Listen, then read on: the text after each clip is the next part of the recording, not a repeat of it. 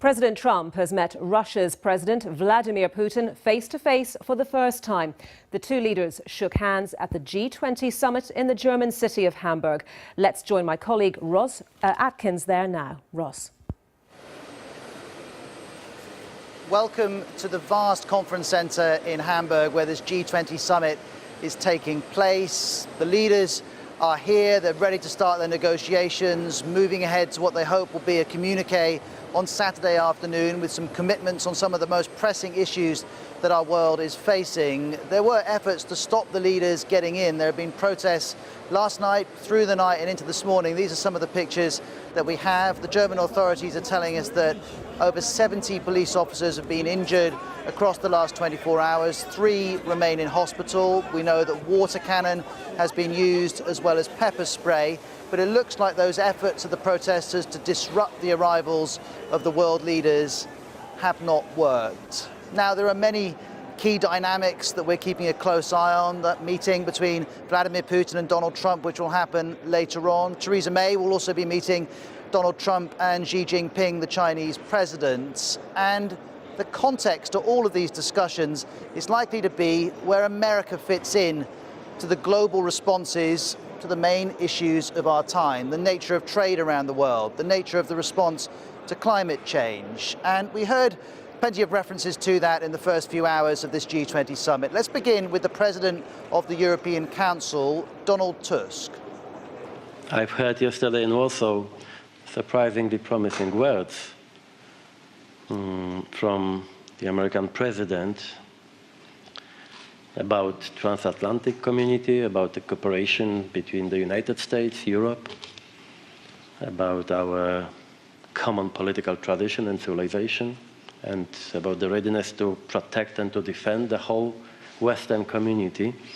We have been waiting for a long time to hear these words from President Trump. But the real question is whether it was a one-time incident or a new policy.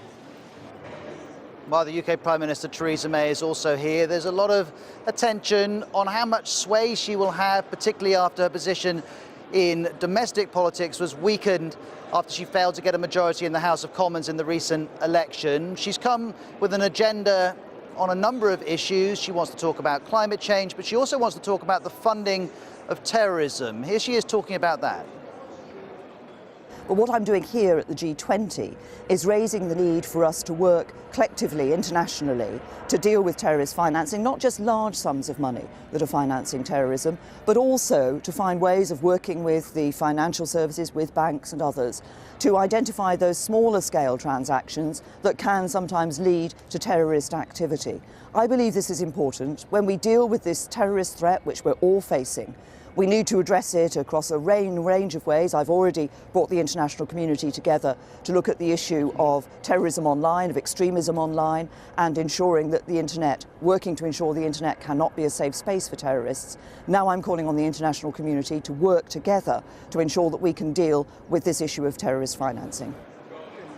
I want to take a minute or two just to get across the scale of this event. There are 5,000 journalists here, 10,000 delegates, all of the world's most powerful leaders. The G20 stands for Group of 20. That's the 19 biggest economies, the US, the UK, France, Germany, Indonesia, South Africa, Turkey, to name but some of them, plus the European Union. And you can see the scale of this conference centre.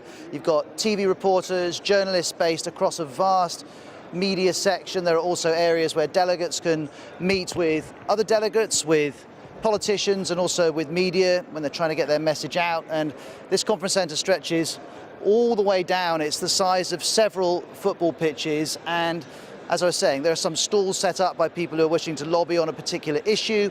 Media from around the world are here as well, and the leaders are actually a lot further down there in a part of the conference sector which is even more restricted than where I am, and even getting in here involved a lot of work. And how this is going to work over the next couple of days is there'll be some group meetings, there'll be bilateral meetings, in particular that meeting between Donald Trump and Vladimir Putin. Remember that speech in Warsaw yesterday by Donald Trump when he said Russia was destabilizing Ukraine? That was the most explicit he's been on the issue of Ukraine. I guess the question we've all got is will he also accuse Vladimir Putin of destabilizing America? Remember, the American intelligence agencies say the Russians meddled in the US election, something that Russia denies. So that's coming up later. The meetings go on into Saturday, and then Saturday afternoon is all about a communique from all of those who have come here, along with press conferences from some of the leaders. We're not clear on how many of them will do press conferences with open questions